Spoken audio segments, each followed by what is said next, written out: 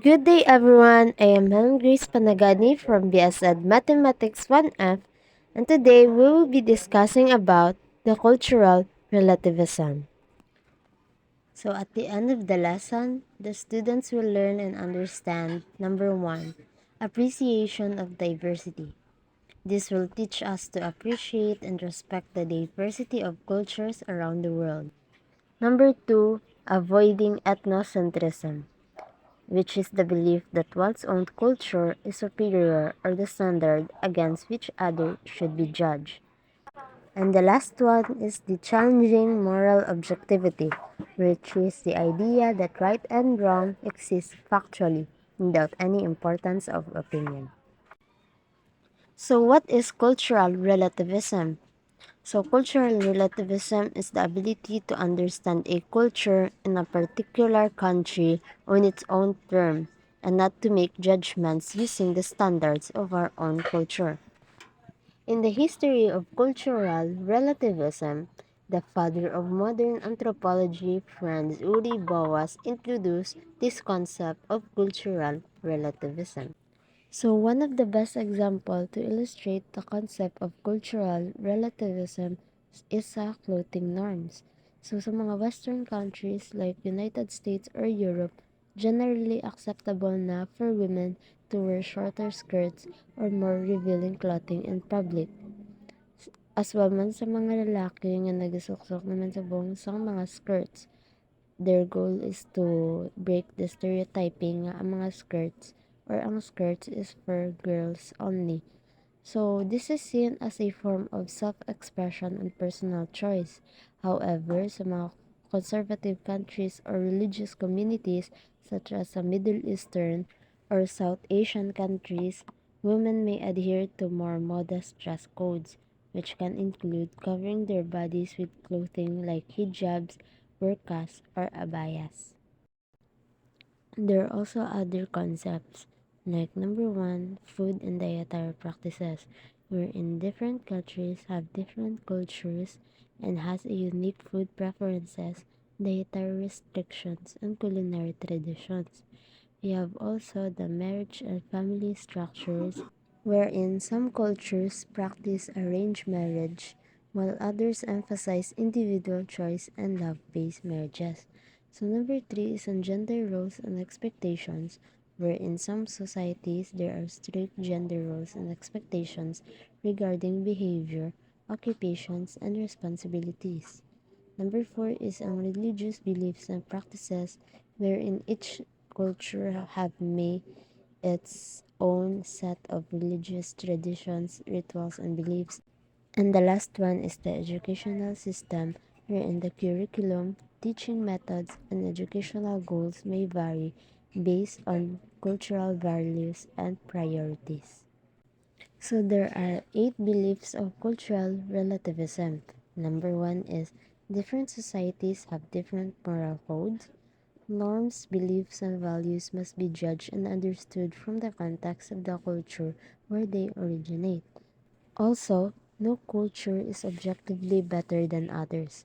Cultures and their customs and beliefs are not objectively superior or inferior to any other culture. Practices, behaviors considered acceptable or unacceptable vary from culture to the next. No universal or ethical or moral truths apply to all people in all situations. Cultural relativism also aims to help promote acceptance, tolerance, and an appreciation for diverse cultural beliefs and practices. What is considered right and wrong is determined by society's moral codes. Researchers and observers should strive to observe behavior rather than pass judgment on it based on their own cultural perspective. There are 2 types of cultural relativism, the absolute and the critical cultural relativism.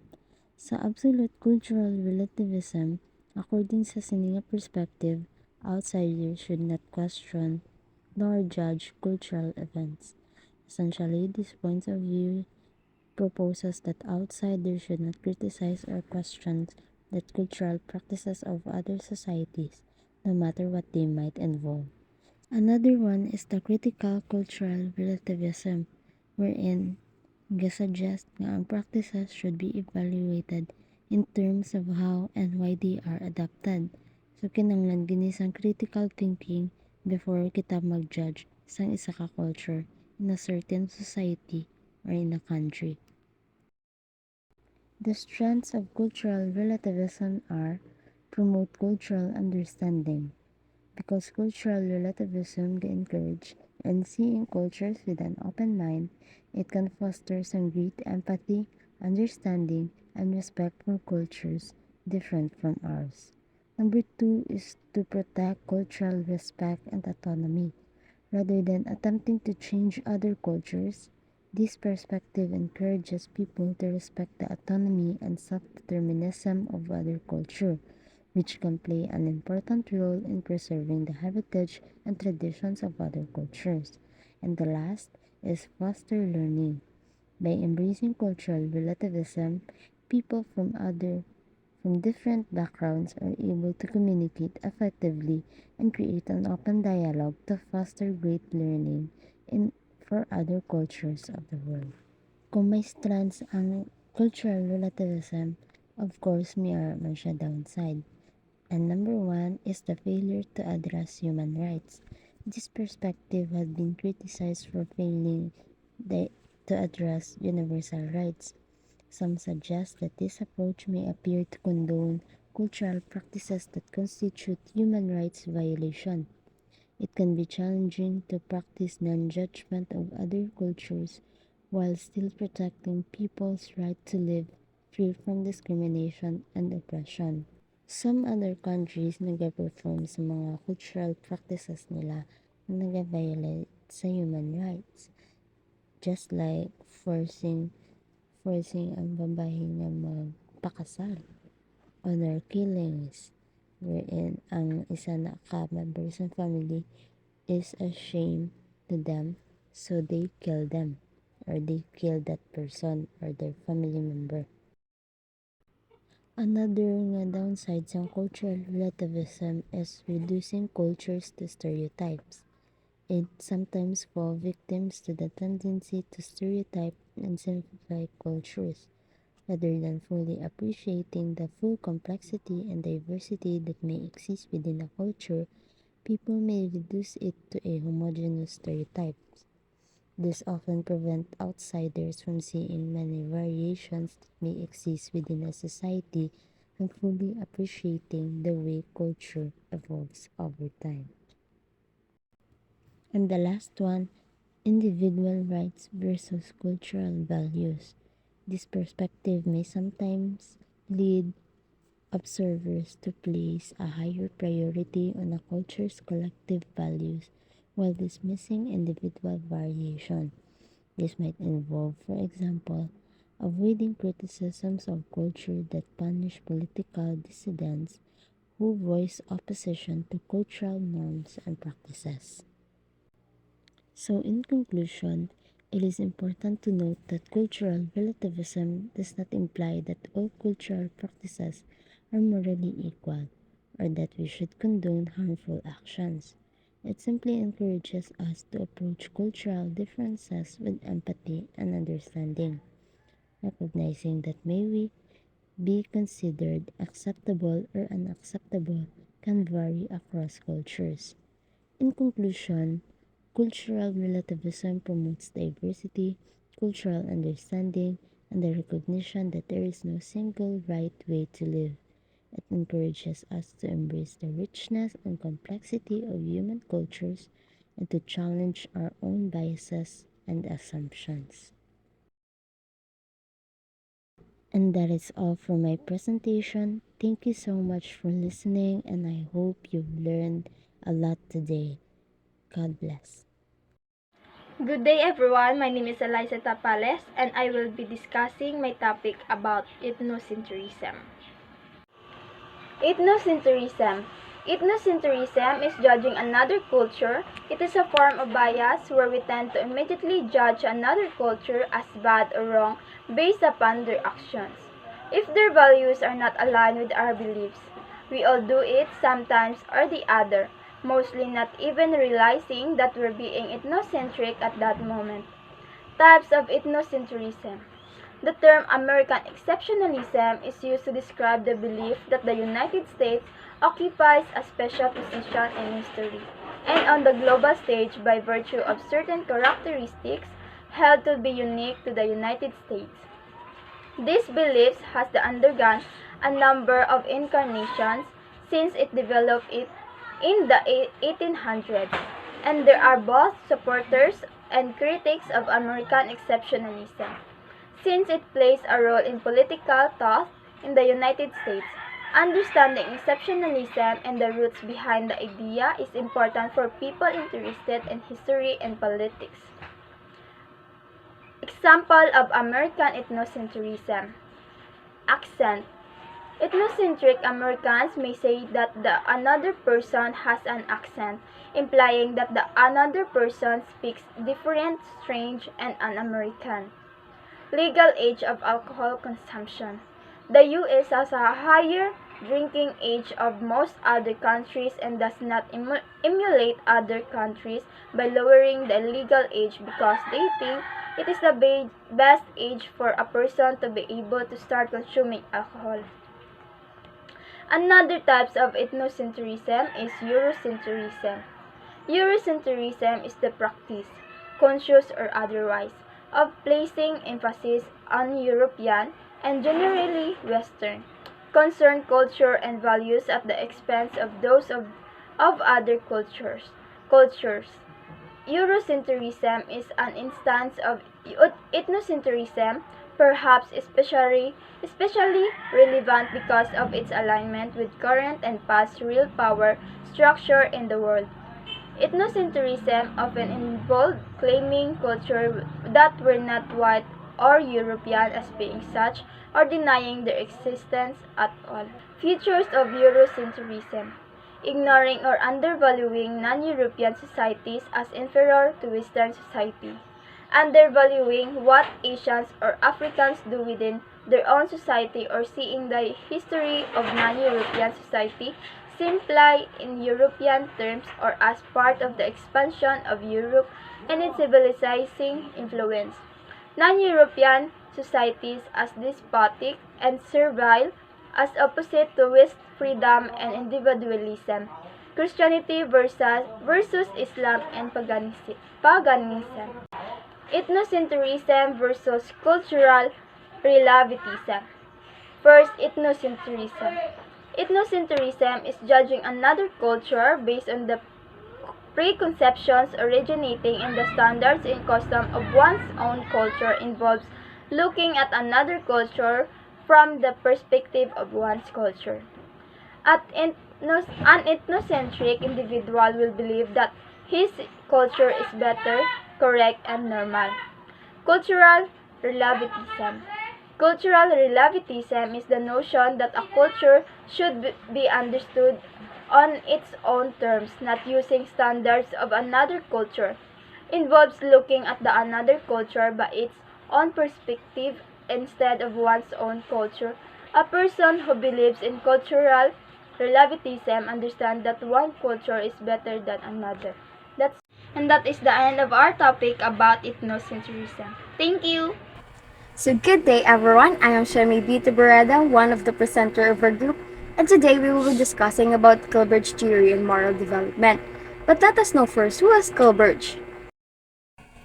Clifford, or also known as Lawrence Clifford, born on October 25, 1927, and died on January 17, 1987. He is an American psychologist and an educator. He is also known for his theory on moral development. He made a lot of books na ginagamit all over the world, and ang content gatiyog lang all about sa moral development and reasoning. Clifford's theory on moral development is a theory that focuses on how children develop morality and moral reasoning. When we say morality, amo ni sang sakto nga panggawi or pamatasan sang isa ka bata. While when we say moral reasoning, amo naman isa ang ability sang isa ka bata to think in a certain situation, wherein maminsar sa kung ano iya patihon or sundon, whether the right way or the wrong way.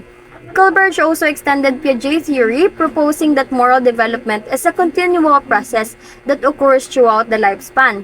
And gin-emphasize ni Clifford that the socialization, cultural norms, and personal experience ng isa ka individual or sa isa ka children nag-influence ang ilang nga moral development. I will be showing you a video about Clifford's theory that outlines 6 stages of moral development within 3 different levels. And these are the pre-conventional, conventional, and post-conventional. And this video tell us to imagine nga maigainaway sa isa ka eskwelahan. And those watchers or ang mga galantaw stands as the stages of moral development. First level is pre-conventional. Stage 1 is obedience and punishment, wherein individual or this young boy namely Vince focuses on avoiding punishments. Nakita ni Vince ang sitwasyon sa iyang nga friend and gusto niya magbulig. But nakulbaan sa kung gaan sa punishment sang iya teacher kung makita sa nga gaintra sa inaway. Stage 2 is self-interest. Individual or this girl begin to consider their own interests but also recognize that others have their needs. This girl gusto niya buligan niya friend miski kabalo sa nga madalag sa punishment. Kag in the future pwede man sa ang kontrahon. But ginapaminsar niya nga kung buligan niya friend subong posible buligan man sa sang iya friend in the future. Level 2 conventional. Stage 3 is good interpersonal relationships. Individual or Betty emphasizes conformity and seeking approval from others. Si Betty gusto niya magbulig pero sa nakita niya nga galantaw malang ang iban nga taho, nag-decide sa nga hindi na lang mag-intra kag para tulukon sa mga tao as good girl kay wala sa ga-intra sa inaway. Stage 4 is maintaining social order. This individual or the teacher abide by societal laws and norms. They value authority and social order. Kita sang teacher nagpalapit sa kagdagsinggit stop. Ang inaway ginapagbawal sa eskwelahan. Kag na-feel sang teacher nga labaw sa tanan importante sundo ng rules otherwise maginamo. Kag feel ya nga iya responsibilidad as a teacher nga patiyon kag i-maintain ang mga rules. Level 3 post-conventional. Stage 5 is social contract and individual rights. Individual or Jessie recognize the importance of social contracts and laws, but they also understand that these can be changed for the greater good. Si Jessie nga galantaw sa layo, hindi sure iya na feel. Ang rules para siya is only make sense kung ara sa insakto. Obviously, ginabawal sang school ang inaway, but maybe deserve ni Tom nga sakiton kay yesterday may ginsumbag man sa nga babahi. Stage 6 is universal ethical principles. Individual or the headmaster act according to their principle even if they means breaking law or rules. Gin-explain ka headmaster ang rules and then gin-clarify that they are valid if they are grounded in justice. Kag ang kakumit sang hustisya nagadala sang obligasyon nga pag-disobey sang rules. And the highest moral principle sang headmaster is compassion. Kagapati sa nga dapat tanan kabalo mag-intindi sa kada isa nga pananawan para hindi maminsar nga nagaisahanon. To sum up all, in pre-conventional level, si Finn nadala lang sang iya kakulba, while the girl sa iya self-interest. But they are both nag-judge lang sa what is right and wrong paagi sa direct consequence nga ila na feel sa ila self, hindi sa ila palibot. This is the most common reason nga gakabatian ka sa mga bata. Sa conventional level naman, si Betty nadala sang iya peer pressure and ang teacher ya nagfollow lang sang rules. We can say that ang ila morality nakadepende sa iban nga taho kung ano ang insakto. In this level, ang pagiging patas sang rules is seldom ginap-question. It is common to think in the middle of adolescence and adulthood. And sa post-conventional, si Jessie kabalo nga ka-complicated sa mga bagay-bagay. Kay kada isa, pwede mag-disobey sang rules paagi sa ilang morality. While the headmaster nag-follow sang universal ethical idea nga wala nakakonect sa mga ginapaminsar sang society or sa mga rules. Para sa iya, tanan masulbar sa compassion. And right behavior, in his opinion, is never means to an end, but always an end to itself. And not everyone reaches this level. So that's all for my part. Let's now proceed to the next presenter to dig deeper about the Clifford theory. Understanding Colbert's theory of moral development is important in that it can help parents guide their children as they develop their moral character. Teachers and other educators can also apply Colbert's theory in the classroom, providing additional moral guidance.